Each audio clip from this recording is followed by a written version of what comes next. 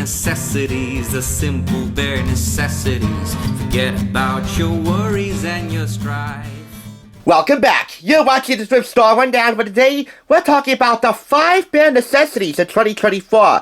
As we look to the year ahead, we're helping you make and keep 5 simple New Year's resolutions, all governed under the promise of one New Year's resolution that I intend for everyone who visits my channel to make and keep.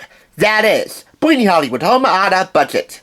This time it's all about learning more in 2024 with some fun, healthy competition. All prompted by one simple question. Can you beat Ken? Which Ken? That Ken down the street who's my annoying neighbor, or that Ken that my sister just so happens to be shacking up with?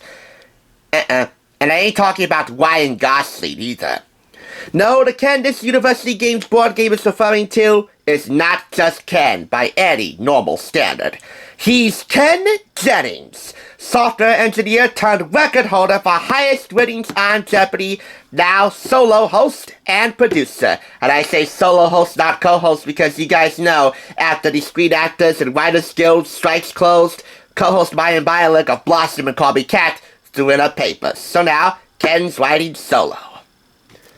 The object of the game is to be the first player within 2 or more players ages 12 and up to win $2.6 million. That is the rounded off value of Ken Jennings' total 74 straight game winning streak. $2,522,700. Of course, that streak coming to an end by way of a certain giant killer, Nancy Zerg. What I think about this dude, even though his views are a little bit misaligned on X, aka Twitter, is that after his streak came to an end, he didn't shy away from the spotlight. He embraced his destiny. Not only is he New York Times best-selling author of trivia books for kids and adults, but he also put his knowledge to the test on like over half a dozen game shows. From Are You Smarter Than a Fifth Grader on Fox to The Chase on ABC and Masterminds on Game Show Network. It only makes sense for him to have his own trivia game. One that I picked up for 50% off $7.99 from Red Variable Thrift Store in Patterson. The price tag, by the way, came on the straight wrap packaging, which this game came in, so I had to take it off. That's why you see no price tag.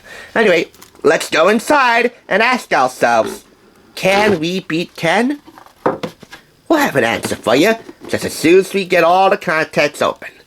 This is the game board. It's actually a standard squared game board with all of your mover spaces all squared around here to the entire circumference of the board, and even a winner's circle, which looks more like a fancy quadra, so to speak. I don't know what the particular term for this winner's circle with benefits is, with all these curves, but I'm sure it stands for something, which is how you know I'm definitely not destined to beat Ken at his own game, but maybe you can. This, by the way, is how the game board is supposed to face when you play it for the first time. See, so you can read the start section here. But anyway, that's the winner's circle. All players have to begin here around the circumference of the board on one of these 4 start spaces. One here, and the other 2 here on the top left, top right corners. There you go. And as for the stars, you see here these yellow, well, they're not really stars, but these yellow spaces with 2.6M, which of course is the money that you have a good shot at winning. 2.6M, those are winner spaces. You see these Can You Beat Ken special spaces here with different $1 million amounts? Those are special spaces that allow you to try your hand at beating Ken at his own game. So anyway, that's the game board. We'll get to more on gameplay where you take 10 seconds to read this instruction pamphlet after I show you the contents. 1 game board, as you just saw, 4 colored chips, those are your money movers, 1 spinner card, 1 game token, 4 dry erase boards, 220 question cards, 1 Ken cutout and base, and 4 dry erase pens. This is the rather charming Ken cutout. Base is included alongside all the other components. in this little Ziploc baggie. Well, actually 2 of them. Here's the spinner, or the spinner arrow and base, and these are your money movers, dry erase pens, and the can base. Those components, alongside 4 dry erase whiteboards for contestants to write their answers down on, and of course, the spinner, make up the contents of the game.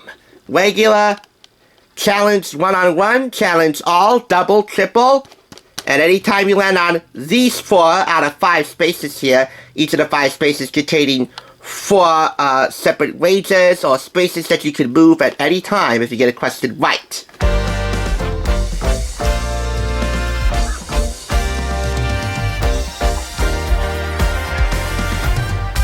That's it. You should know that Ken Jennings answered all the questions featured in this game, including multiple choice questions in which he wasn't given all the multiple choices. He had to answer straightforward with one answer, so that everybody has a good shot at trying to beat Ken Jennings. So much so that in these 2 stacks of cards here, containing all the questions, any answer that's highlighted in bold would indicate a question that Ken got wrong. See here? Venus would be one answer that Ken got wrong. I guess it was trying to guess a planet or something, and he answered Pluto, which was wrong. Which of the planets is not really a planet, I guess. But anyway, going around the game board with the youngest or smartest player going first. Anytime you land on any of these spaces, whether on the square circumference of the game board or in the winner's circle, you're tasked with answering a question. It could be a single choice, true or false, or multiple choice question. If you get it right, then you move forward the number of spaces that the arrow would land on if you're in the regular space. And that means you would win a certain amount of money that the game board space would tell you. But the starting point is $100,000 per player. Tension increases if you spin and the arrow lands on one of these spaces. You can challenge a player, you can challenge all players, including Ken. And by the way, the first player is in control of moving Ken, and Ken always goes last. So, essentially, the first player has to play for himself, and then play Ken last. Who would have thunk? Anyway. Tension increases when you land on either of these 4 spaces here, because you get to challenge one player or all players, including the dual player playing for him or herself and Ken, and wager how many spaces you want to move on the game board that also equal triple K denominations of money.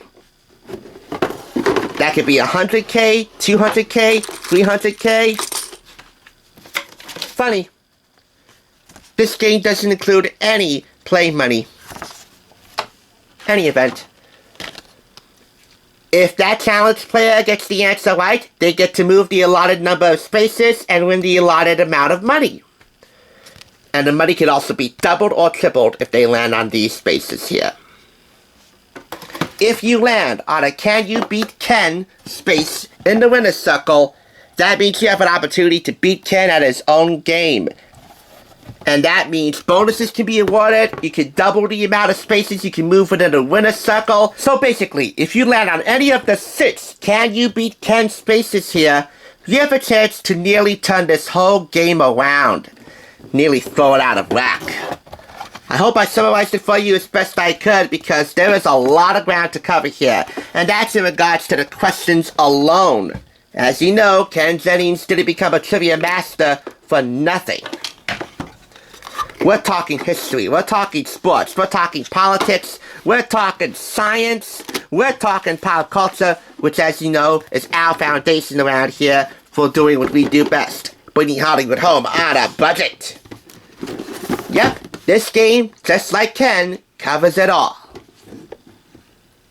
It's the Michael Jordan of trivia at his finest, the Seabiscuit of geekdom.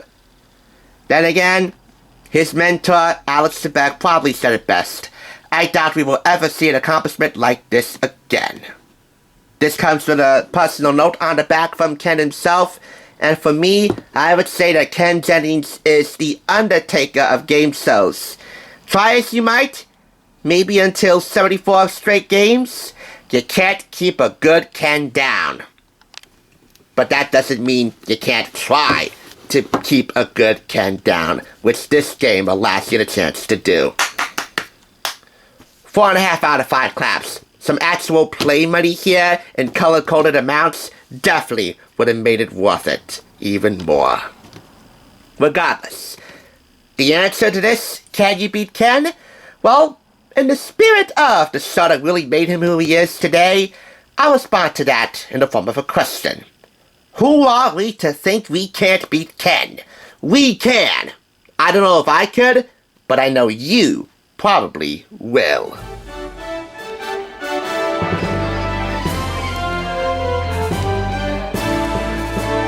Thanks for watching. Check out more TSR by clicking on another awesome review like this one, top left. And be sure to subscribe by clicking top right. Until next time, I'll catch you on the flip side.